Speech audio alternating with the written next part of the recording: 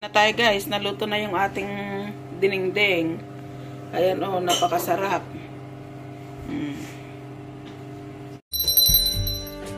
Welcome to my channel, Ningning ni Neneng.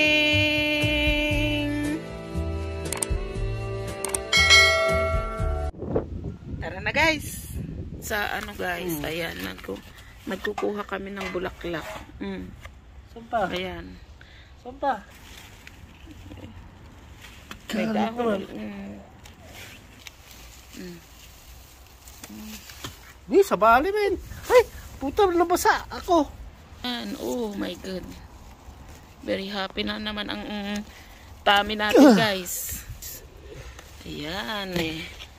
Oh, wala na. Okay na yan, guys. Marami na. Amazing. di ba, wala naman. Ha? Nahulog na. Ayan na. Nahulog pa. Hayaan mo na. Luma na siguro. Sana.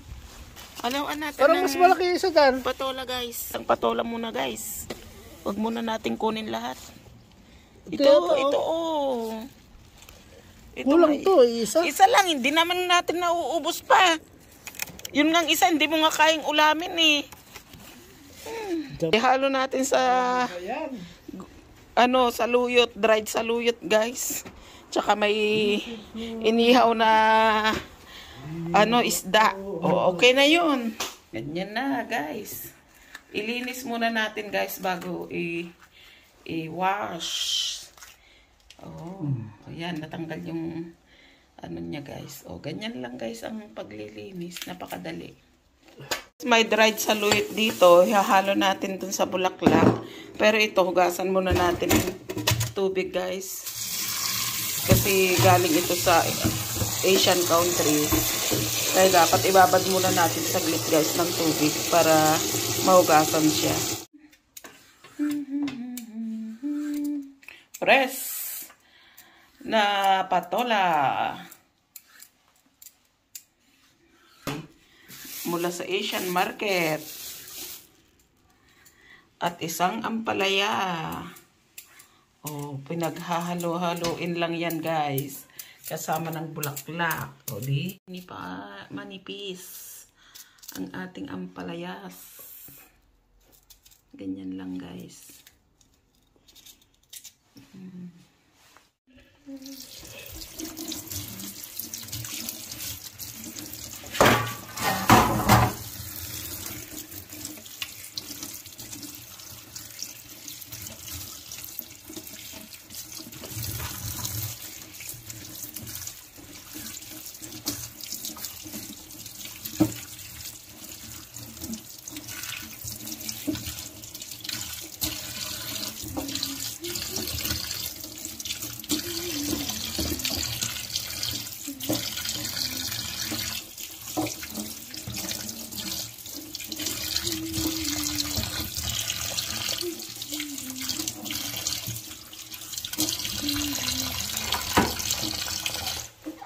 Natin yung ating dried na saluyot, guys.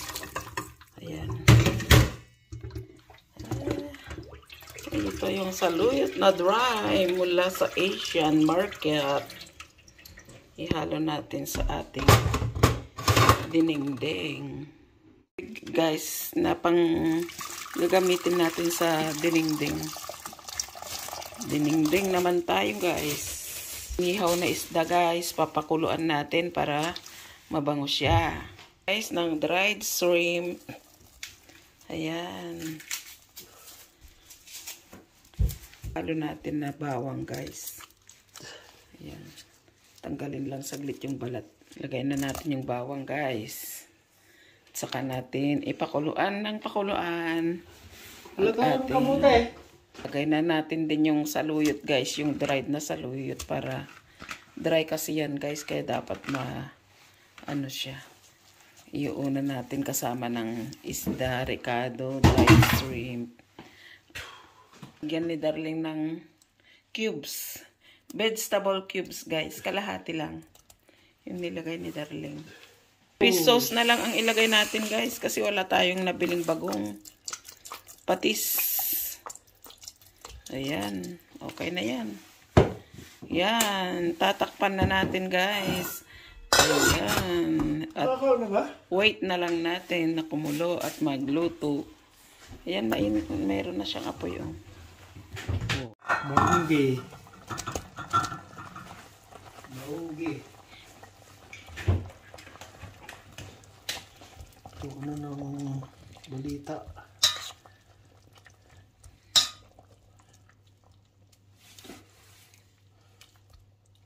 Tikman niya daw yung lasa, guys. Ano daw ang balita?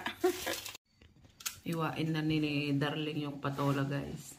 Isa lang kinuha namin, guys, kasi pagka sobra naman, hindi naman namin nakakain. Marami naman yung bulaklak na nakuha natin, guys. Yan ang paghiwa ng ating pangdinengdeng.